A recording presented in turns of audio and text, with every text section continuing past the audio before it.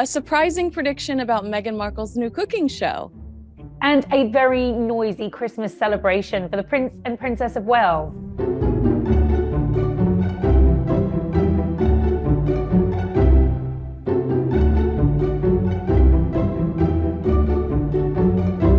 Hello and welcome to Heirs and Spares, the show that dives into the fascinating world of two of the most recognized royal couples from both sides of the Atlantic.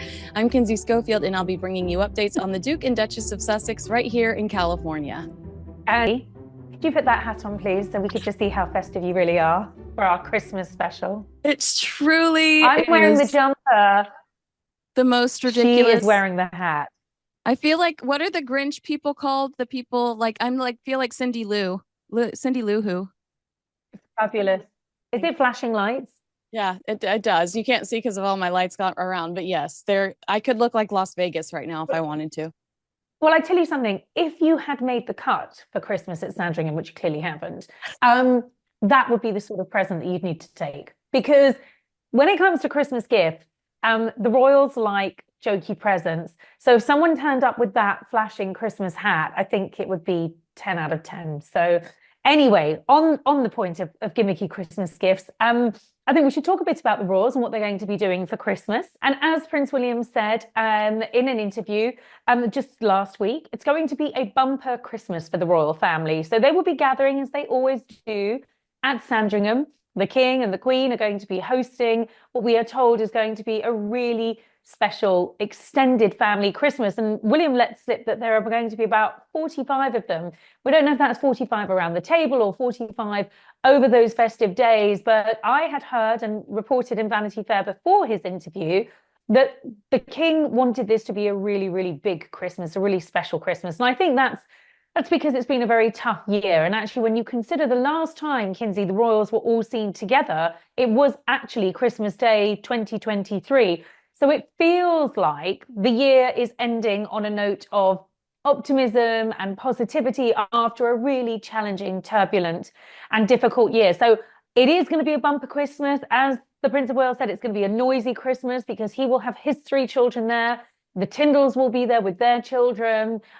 Pete Phillips will be there with his kids. I think it's just going to be a lot of fun, a lot of children, and most importantly, a lot of family coming together, because that's what the King wants. And you know, what the King wants, the King gets. But I do think it feels particularly poignant at the end of what we all know has been a really difficult year for them.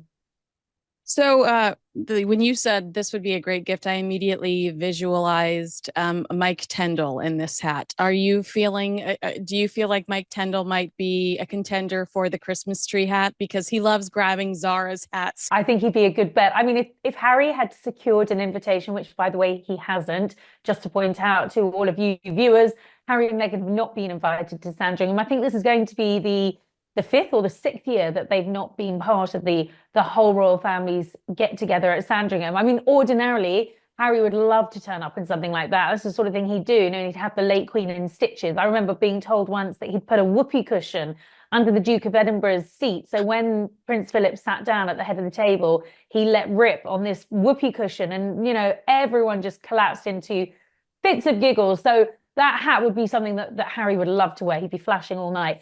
But in his absence, yes, I suspect, Kinsey, you're right that Mike Tindall would probably rock that hat. It'll be interesting to see what sort of gifts are given.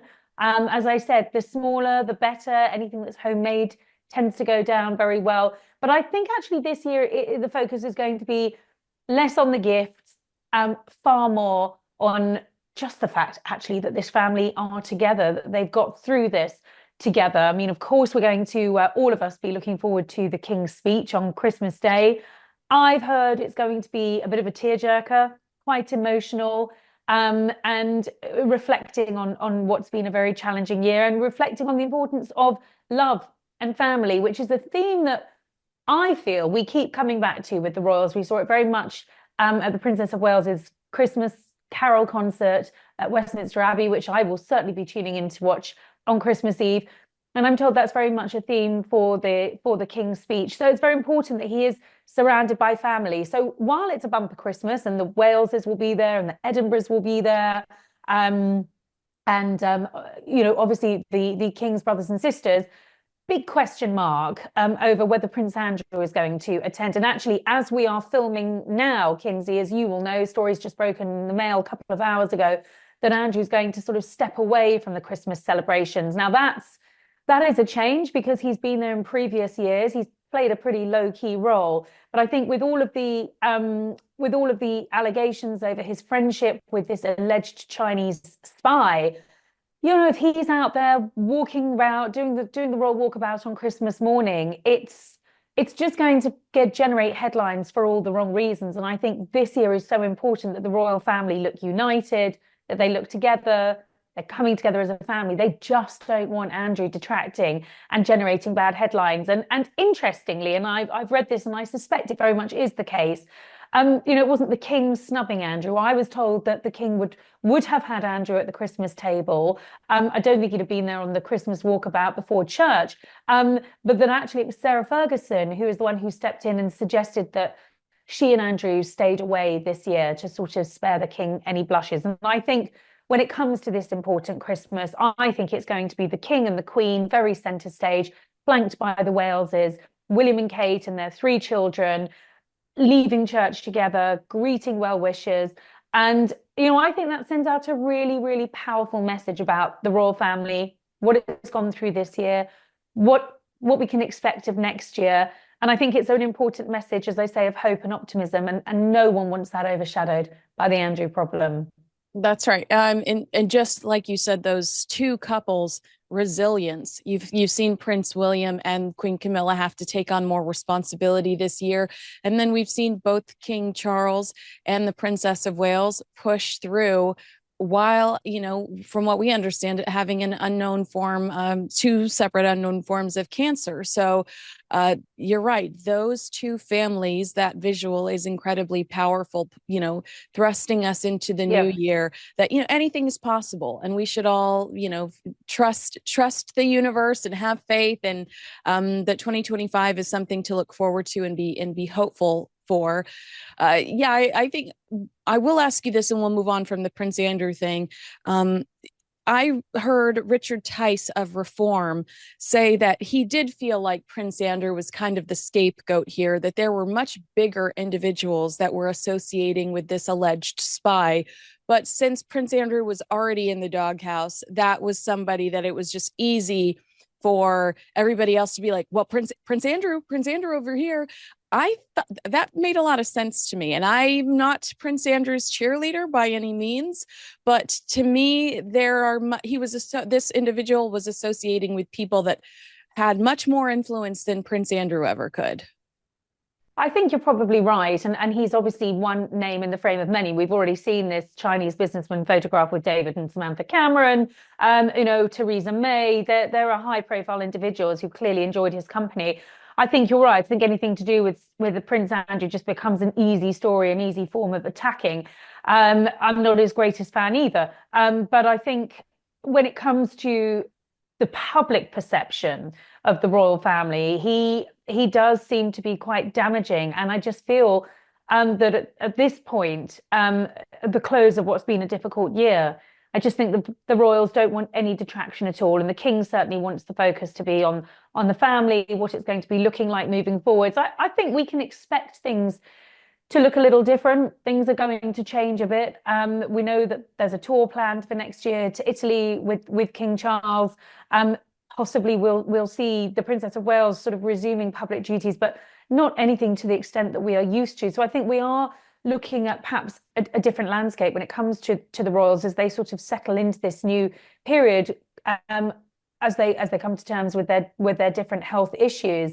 But I do think it's very important that this year closes on a positive note, and I think there's going to be a lot of positivity in the King's speech. And of course, just because Christmas is around the corner doesn't mean that they stop working, does it? We've seen the Queen out and about dressing the Christmas tree with children from some of her charities that she supports last week, even though she's still not been well. She's still recovering from pneumonia. Of course, we had the state visit. And then yesterday, Prince William popped up on our screens over here in the UK, promoting again his Earthshot campaign, this time with Hannah Waddingham, the actress, with whom I have to say I thought he had a wonderful chemistry. It's very rare that Prince William, who is, a good sort of 6'2", sort of meets his match in a woman. I mean, his wife is one of the few that sort of is almost on a par with him height-wise, but Hannah Waddingham definitely was, and there seemed to be a real chemistry between them. She's a big backer of the Earthshot Prize. I think she's been part of it since its inception. They shot this video, sort of taking viewers behind the scenes of the Earthshot Prize, telling us a bit more about it, telling us a bit more about some of the winners. William's photographed in sustainable trainers, which were made by one of the winners. And I think, again, sort of bringing all of his work this year to a close and making sure that people are aware of Earthshot, knowing that it's going to be his big project moving forwards, and proving that when it comes to a game of darts, he doesn't always get the bullseye. We'll forgive him. We'll forgive him this time. I also think he had a clean shaven face, so I'm sure you were grateful that there was no beard during the dart game. I really quickly, before we move on to Harry and Meghan, there are reports that there, and you alluded to this just now, that there might be a new strategy going forward with Prince William and the Princess of Wales doing bigger, more things like the Carol concert, things like the Earthshot Awards, things like these documentaries that they're doing. They while they might cut back on the engagements of shaking hands and opening up specific hospitals or opening up specific charities, you have to admit that if they do make this shift of doing some of these bigger events, the global touch, the global impact almost seems more significant. And I'm not taking away from what they used to do, but the fact that you can watch Prince William's Earthshot documentary, and now I can watch it over here on PBS. I feel like that's incredible. I mean, that to me, they're touching so many more people. They might not be able to do we're going to go away for 3 months and we're going to tour and we're going to go all over the world. But I almost feel like the content that they're creating or television and in podcasts, like with Queen Camilla's reading podcast, I feel like this modernization is actually great for their global footprint. Yeah, I think you're right. And I think, for a long time, William and Kate have very much been about consolidating their charity work, so they're not spreading themselves too thin. And, television is clearly a very powerful medium for them. Celebrity is a powerful medium. They don't want to be celebrities, but, affiliating themselves with certain celebrities, whether that's Hannah Waddingham or Kate Blanchett through the Earthshot Prize, it generates international headlines. I think we are seeing them on the international stage in a way that we haven't. We just flick back to, William meeting President Trump at the opening of Notre Dame. That's the ultimate iconic statesman role for William to take on. So I think we're seeing them do, well, certainly the Prince of Wales, bigger, more groundbreaking, more international work. And like you say, trotting up and down the country, shaking hands, opening hospitals, doing this, it is all part of the staple work that we expect our royals to do. That said, William's always said he doesn't want to be an ornamental royal. He wants to do far more than ribbon cutting, and he does. So I think we are seeing a new direction, and I think this is sort of years of work and planning now materializing, and making sure that they are really using their time and their platform the most effective ways that they can. All right, well, let's jump into a new report from the Daily Mail that's claiming that I'm just going to go ahead and say I don't have a lot of confidence in this report. I understand what they're saying, but I don't have a lot of confidence in report. The Daily Mail claiming that Meghan Markle's cooking show might not see the light of day. Now, previously, the Daily Mail reported, and they're the only outlet that's reported this independently sourced. Everyone else sources the Daily Mail, that Meghan Markle will launch her cooking show next year to complement her retail website, which the Daily Mail says Netflix is supposed to help her with. This Netflix is going to help her with the retail arm, whether that's a pop-up shop in malls or just helping her with the organization of products that she's utilizing on her show that you can also purchase online. The Daily Mail says Netflix is unfortunately not impressed with Polo. Polo has had some scathing reviews online, and as of yet, it came out last week. It has not hit Netflix's top 10 here in the States. And they're saying a Netflix insider says that Meghan's cooking show, because of Polo's, just because of the disappointing Polo reaction, it might not come to fruition. In the same Mm. article, they say others say it might, especially if it boosts Meghan's lifestyle brand, that it's make or break. This Meghan's project is make or break for their relationship. They said after the Polo flop, there won't be another deal. There may be one-offs, but that's it. I believe there could be one-offs. That makes sense to me. Alternatively, the article states well-placed sources indicate the launch of the show and the brand will happen in the first quarter of the year. And judging by the fact that it's not part of any Netflix schedule in January, we must expect late February after Harry's Invictus Games or even the March launch. Katie, that would be wasting too many resources for them to just toss this show aside. Yeah, And I don't think they're going to can it, actually, yeah, Kinsey. I don't think they're going to can it. I think there's been too much hype about it. And possibly it's not ready. Possibly, like you say, there's more cross-brand pollination or whatever it is that they want to do. I think it's really important that they get it right, even if it means we don't see it until the spring. It doesn't really matter. Polo, obviously Harry wanted it to do well. I mean, some of the reviews are frankly scathing. I mean, I think the risk with something like Polo, and you and I have talked about this on the show. As I said to you before, it's a game I've never understood. It's also a game that's, really played by the few and very privileged. It's not got that sort of mass appeal like football. So it was always going to sort of, I suppose, appeal to a small niche. And so I think the pressure really is on for them now to perform well with whatever they do next. And that is going to be the cookery program. So I think it will go ahead. I wonder if there's just, a few more I's to be dotted and T's to be crossed before it's ready for transmission. Because I think if it flops, and there's no reason why it should, the idea of Meghan in the kitchen, she's a great cook. She arranges things beautifully. She's got a great eye. We know that.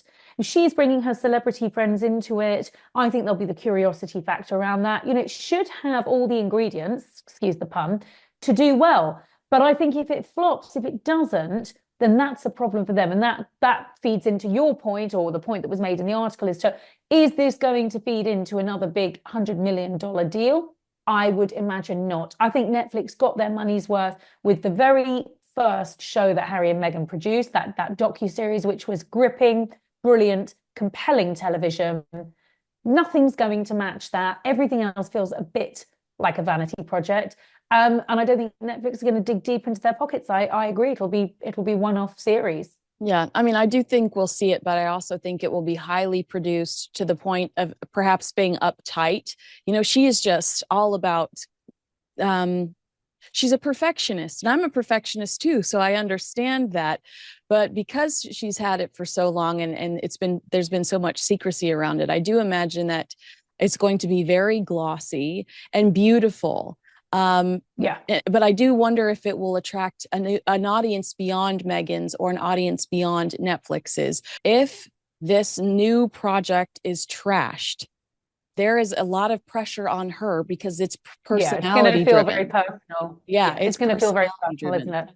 Yeah, so that is my concern there. And there were reports that they feared that Polo would be unfairly attacked because of their participation, and they weren't the faces of Polo, and I'm sure that they still feel that way. So if the next show is torn to pieces, you're right, personal is the way that will feel. Well, mind you, Kinsey, she has dealt with that before. The Spotify podcast wasn't well received at all, was it? She got accused for being an egomaniac, taking over the show.